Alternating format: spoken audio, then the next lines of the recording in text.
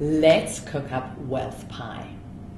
Now, wealth pie is all about how do you slice that money that comes into your life in such a way that you can live the life that you want now, that great juicy life, and ensure that your future financial well-being is sorted, because this is key.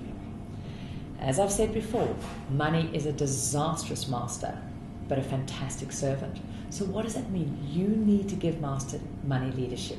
You need to master it and manage it and tell it what you want from it, what you want it to do for you. And wealth pie is exactly about this. Now, in order to make wealth pie, you firstly got to even know what is happening with your money. You know, what's going on with your money. So you've got to get intimate with it. Bring it close, juicy. See how it's behaving, what it's been going out. So that means getting together your expenses. Go and download your banking transactions. Where has your money been going? Aim to do this over the last year so you can see what your money flow pattern has been. And you can actually see where has your money been going, where it's been serving you. But then you can look at that and go, okay, that was where I am now.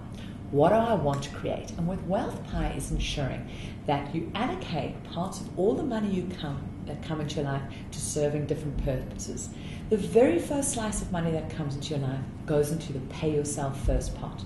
That is that money that gets to absolutely stay in your life and start working hard for you in one of those asset groups. And this is this investing, making sure you invest it, not just saving. First 10%. Your second 10% of all the money that comes into your life goes into your save to spend pot. Remember the difference between investing and saving? Yes, there's a different pot for that saving. For those things that you plan to spend on, that is going to flow out your life, but you have it in place to serve you, support you, make you feel secure. The next 10% goes to you, to growing and expanding you. This goes to your growth. The knowledge, the skills, the things that you want to do in your business, in your life. Because, you know, we don't stop learning when we finish school or after university or going to college. And when we realize that you want to be a lifelong learner and you want to ensure you're allocating money to those things that are going to keep expanding you as the greatest asset you have. Now we come to the bigger chunk of the pie. This is for those day-to-day necessities. Yep, we all have them. That electricity bill, that cell phone, the car loan, the rent or the mortgage. This is that necessities pot. Your target is to aim to live on that basic necessities of 55% of what you bring in. And you might go, and you got rocks in your head. Remember, this is a target. If right now 100% or 100% plus is just going on to living, you know that that's the first part of your pie you need to be focusing on. Squeezing that juice, seeing where you can cut out those rats in your pantry because they are always there, and bringing that target down. So we've covered pay yourself first, save to spend, your own personal growth, your necessities, and now comes the fun part. Your aim is to put 10% of everything you bring in to having fun, to playing. Because the reality is, life is now. You need to be enjoying it from a place of things that really juice you, that really serve you. And it needs to be something for you. And this is especially for the women out there.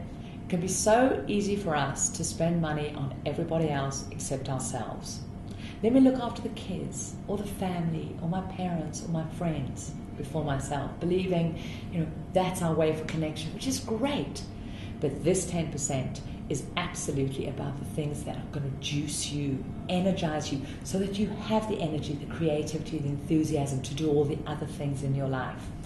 And then the final 5%, this is about contribution. This is aiming to give. Because the amazing thing is, when you start giving, you realize there's always more. It really allows you to feel how abundant you already are, that there's more than enough to go around, and start shifting our belief that there's a scarce pot. And when we are able to contribute, but the key thing here is, if you're in consumer debt, you need to be first putting your own oxygen mask and getting yourself into that great supported place before you give it away to everybody else. So support yourself first, and once you've got to that great stable foundation where the wealth wheel and your wealth pie is flowing, then you can expand more, do more, have more, be more. So start carving up that money in your life, aiming for those targets, and your financial freedom is absolutely guaranteed.